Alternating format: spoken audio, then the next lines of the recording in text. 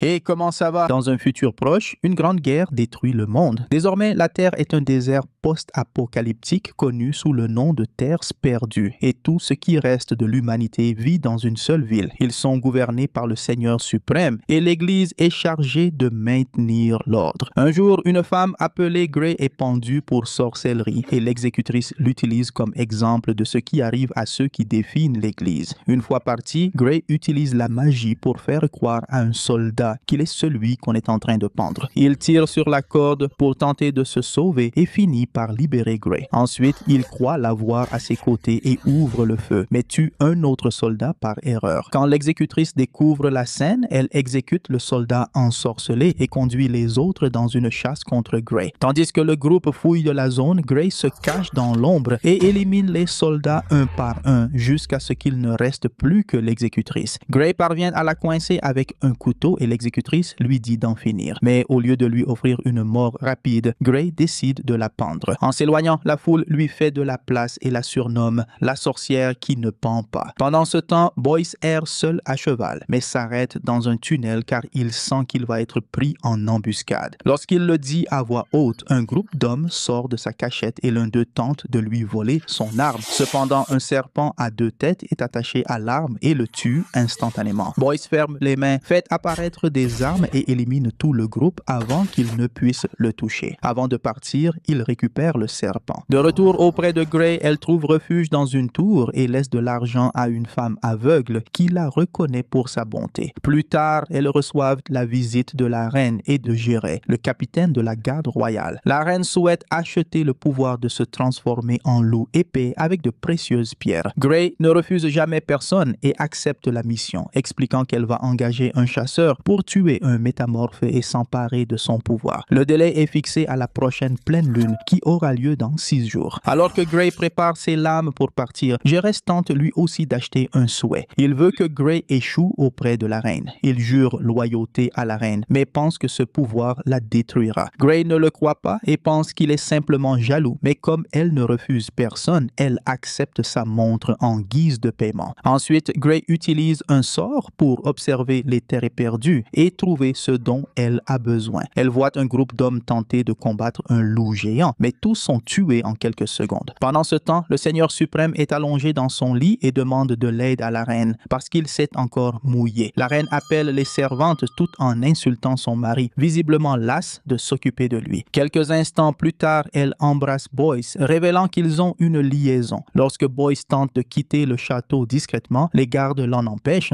Il crache alors de l'alcool sur une torche, enflammant l'un des gardes. Ensuite, il frappe l'autre et le fait tomber dans les escaliers. Plus tard, dans un bar, Grey approche Boyce pour l'engager comme chasseur, car il est réputé pour sa connaissance des terres perdues. Cependant, il ne veut que parier, alors Grey joue contre lui et gagne facilement la première manche. Il hésite encore à accepter la mission, car la plupart des gens ne survivent pas aux terres perdues. Grey lui dit alors que si un jour elle le ralentit, il a la permission de l'abandonner. Boyce lui parle d'un grand loup qui vit dans un endroit appelé Rivière du Crâne. Grey réalise que ce nom correspond à sa vision et promet de lui donner la montre s'il l'y conduit. À ce moment-là, un groupe de soldats entre dans le bar et l'un d'eux tire depuis l'étage. Mais Boyce lance le serpent sur lui, le tuant sur le coup. Le corps tombe et le serpent saute sur le bras d'un autre soldat. Alors son camarade lui coupe le bras pour s'en débarrasser. L'exécutrice entre dans le combat et utilise son couteau pour tuer rapidement le serpent. Lorsqu'elle se retourne, Grey et Boyce ont déjà disparu. À l'église, le patriarche rappelle à tous que les sorcières et les hérétiques doivent être traduits en justice. La foule fait semblant de prier tout en faisant circuler un message sur un mouvement rebelle. Après la messe, on découvre que le patriarche connaît déjà le message et comprend que Grey est devenu un symbole de la rébellion. L'exécutrice amène la femme aveugle et lui écrase la main jusqu'à ce qu'elle avoue que Gérès et la reine ont rendu visite à Grey. Le patriarche ordonne à l'exécutrice de retrouver Grey et de la faire avouer qu'elle manipule les dirigeants avant d'être pendue. Dans les terres perdues, Grey et Boyce campent pour la nuit. Boyce tente d'attraper un nouveau serpent, mais aucun ne lui convient. Quand Grey essaie de dormir, Boyce s'approche avec une lame, mais elle le stoppe avec son couteau. En réalité, il voulait tuer le scorpion qui allait la piquer. Le lendemain, le duo arrive à un poste d'échange dirigé par les frères Mara et Ross, de vieux amis de Boyce. Mara embrasse Boyce avant que tous deux deux soient invités à entrer. Boyce explique qu'ils doivent rencontrer le métamorphe dans une semaine, mais Gray dit qu'elle en a besoin dans quelques jours. Alors Boyce décide qu'ils prendront un raccourci très dangereux. Ce soir-là, Boyce et Mara se rapprochent et regrettent de ne se voir qu'une fois par an. Le matin venu, Boyce prévient Mara qu'ils sont les seuls visages amicaux dans les terres perdues et Gray remarque un squelette de bête enfermé dans une cage. Pendant ce temps, l'exécutrice et tous ses soldats commencent à explorer les terres perdues à bord d'un train. La reine rend visite au patriarche car il a autorisé l'usage du train sans l'en avertir et a en plus envoyé tous les soldats, laissant la ville vulnérable. Le patriarche dit avoir entendu des rumeurs sur sa trahison, mais la reine affirme que tout est faux. Plus tard, le patriarche appelle l'exécutrice à bord du train et lui dit qu'il a confirmé que la reine mentait. Alors il faut capturer la sorcière au plus vite. S'ils arrêtent la reine pour trahison et que le Seigneur suprême malade meurt bientôt, le patriarche pourra prendre le pouvoir. Quelque temps plus tard, les soldats retrouvent Ross et Mara et les torturent jusqu'à ce que Mara avoue que Gray et Boyce se dirigent vers la rivière du crâne. Avant de partir, ils tuent les deux frères et incendient le poste d'échange. Le lendemain, Gray et Boyce atteignent la Faille, une ville en ruine pleine de gouffres. Ils entrent dans un vieux bâtiment avec un téléphérique et Boyce cherche le conducteur qui propose des trajets contre de l'argent. L'homme ne répond pas lorsque Boyce l'appelle, alors le duo commence à fouiller le bâtiment. Malheureusement, ils découvrent que le conducteur a été pendu, ce qui signifie que les soldats sont arrivés avant eux. Lorsqu'ils essaient de sortir, l'exécutrice et ses hommes les encerclent. Ils proposent de laisser Boyce partir s'il leur remet Gray et ils montrent le corps de Mara comme preuve qu'ils sont sérieux. À ce moment-là, Mara se réveille et dit le nom de Boyce. Alors, l'exécutrice lui tire dessus pour la tuer une bonne fois pour toutes. Boyce devient furieux et commence à tirer, tandis que Gray glisse en avant, attaque un soldat et récupère ses armes. Elle ouvre aussi le feu et ensemble, elle et Boyce éliminent rapidement tous les ennemis autour d'eux. Malheureusement, une horde de soldats cachés dans le train arrive pour rejoindre le combat. Boyce et Gray continuent de se battre et d'abattre autant d'ennemis que possible, mais les soldats sont de plus en plus nombreux et Gray se retrouve à court de munitions. Le duo tente de fuir, mais le train possède un canon qui tire dans leur direction. Heureusement, ils bougent assez vite pour seulement tomber sans se blesser. Puis courent vers le téléphérique et Boyce le libère en tirant sur la bobine. Les soldats essayent encore de les rattraper, alors Gray et Boyce commencent à se battre au corps à corps pour les repousser. Comme le téléphérique est maintenant en mouvement au-dessus d'un immense précipice, les soldats tombent dans le vide. Des hommes apparaissent sur le toit et Gray grimpe immédiatement pour les affronter avec ses lames. Elle se déplace rapidement et élimine la majorité d'entre eux. Puis, elle effectue un grand saut au bord de la cabine pour obliger le dernier ennemi à la suivre. Puis, elle lui tranche simplement la main, le faisant tomber. À l'intérieur du véhicule, Boyce se bat également au corps à corps avec les derniers soldats. En voyant ses hommes perdre, l'exécutrice ordonne à un soldat de couper les câbles. Le téléphérique se retrouve maintenant suspendu de côté et Gray doit s'accrocher avec ses lames pendant que Boyce casse une fenêtre pour faire tomber un autre soldat. Ensuite, l'exécutrice tire sur l'autre câble et le véhicule glisse contre le flanc de l'abîme. Gray et Boyce commencent à grimper la paroi rocheuse et parviennent à s'en sortir avant que la cabine ne tombe. L'exécutrice ouvre le feu et touche l'épaule de Boyce alors qu'il est encore en train de monter. Mais Gray a déjà atteint le sommet et utilise ses pouvoirs pour distraire l'exécutrice, ce qui permet au duo de disparaître. Cette nuit-là, Boyce retire la balle de sa blessure et Gray lui recoude l'épaule. Boyce pense à ses amis perdus et jure de se venger de l'exécutrice. Avant de s'endormir, il regarde les couleurs et les éclairs dans le ciel. Le lendemain, la reine découvre qu'elle est enceinte. Elle sait que le père est Boyce, mais elle prétend que c'est le Seigneur suprême. Maintenant qu'elle a un héritier pour sécuriser le trône, elle pose un oreiller sur le visage du Seigneur suprême et l'étouffe jusqu'à la mort. Pendant ce temps, Gray et Boyce arrivent au fléau des ombres, une zone envahie par des démons la nuit. Cependant, ils entendent le train de l'exécutrice approcher. Alors, ils n'ont pas le choix. Ils doivent rester. Ils se cachent dans une tour de refroidissement et répandent de l'essence au sol. Quand la nuit tombe, les lumières de la tour s'allument et un démon tente de les attaquer. Boyce jette un briquet par terre pour créer un cercle de feu autour de lui et de Gray. Rapidement, d'autres démons pénètrent dans la tour et le duo doit ouvrir le feu, mais leurs balles ont peu d'effet. Les démons apportent une plaque de métal et la posent sur le feu pour former un pont. Boyce les empêche de passer en donnant un coup de pied dans une bouteille d'essence et en tirant dessus. Un démon saute, la bouteille explose et il attaque Boyce, mais Gray le tire en l'empalant avec ses lames. Quand le démon tourne son corps pour tenter de l'attraper, Gray doit sauter et lutter contre lui au corps à corps. Boyce charge la créature et l'empale sur une barre de métal, tandis que Gray lance une lame sur une autre bonbonne de gaz. Cette fois, l'explosion est plus grande et attire l'attention du chef des démons, qui observait depuis le sommet de la tour avec ses serviteurs. Il saute et attaque les humains, pendant que le chef appelle Gray par son nom, disant qu'elle n'aurait jamais dû revenir. Gray utilise la magie pour le repousser et lance du feu avec la main. Elle contrôle tout le cercle de flammes, le faisant grandir jusqu'à devenir une immense tornade de feu qui brûle tous les démons, y compris le chef.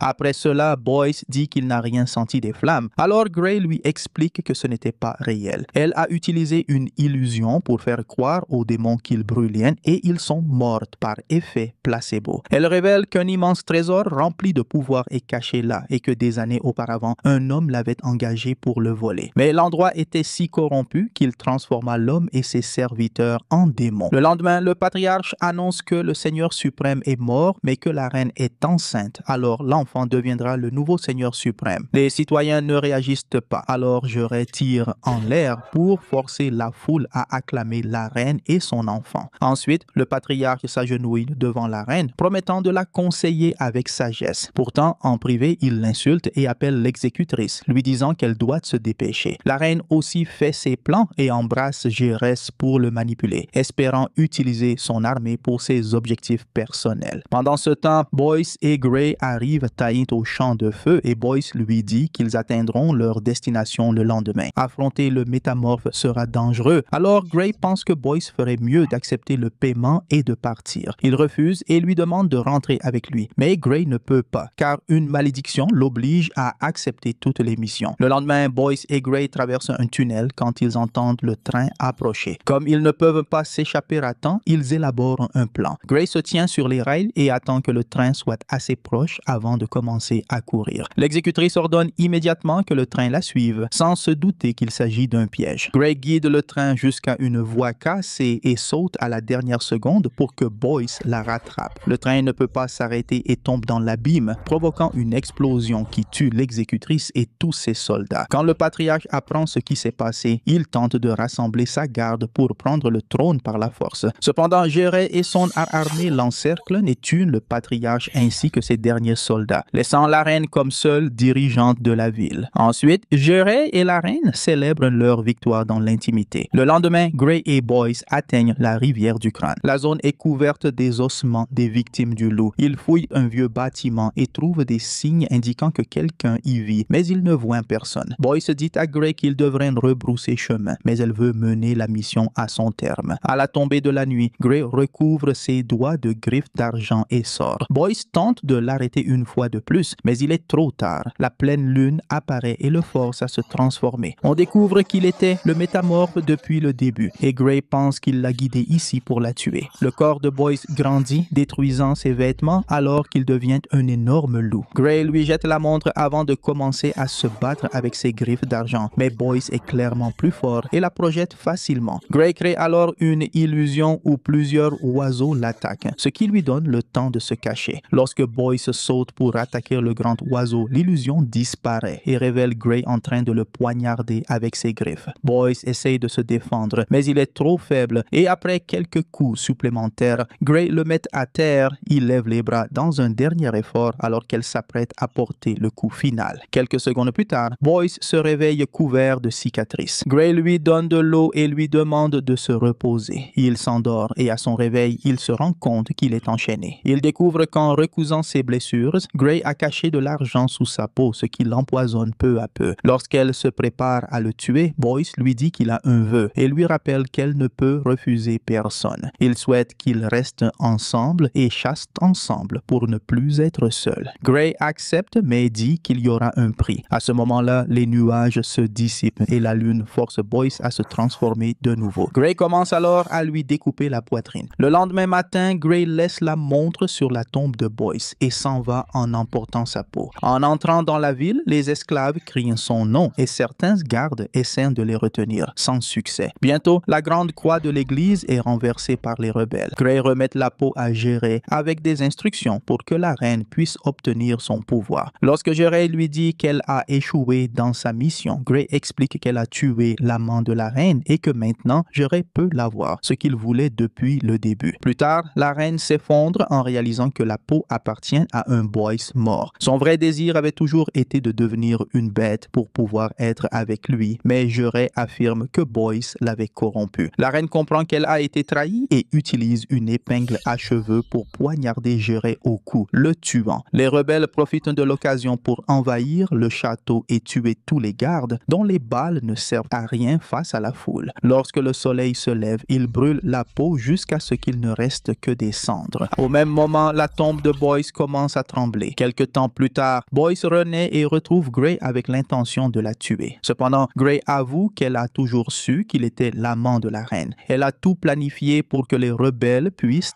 enfin vaincre leurs oppresseurs et que Boyce survive à la fin. Malgré cela, Boyce tente de tirer, mais son arme échoue, alors il attaque avec un couteau. Gray esquive et tous deux se retrouvent avec leurs lames le pointées l'une contre l'autre. Quand Gray lui rappelle que c'est ce qu'il avait souhaité, Boyce acquiesce et désormais le duo part ensemble à travers les terres perdues. Ainsi se termine In the Lost Lands, film d'aventure et de fantasy sorti en 2025. Et je vous retrouve dans la prochaine vidéo.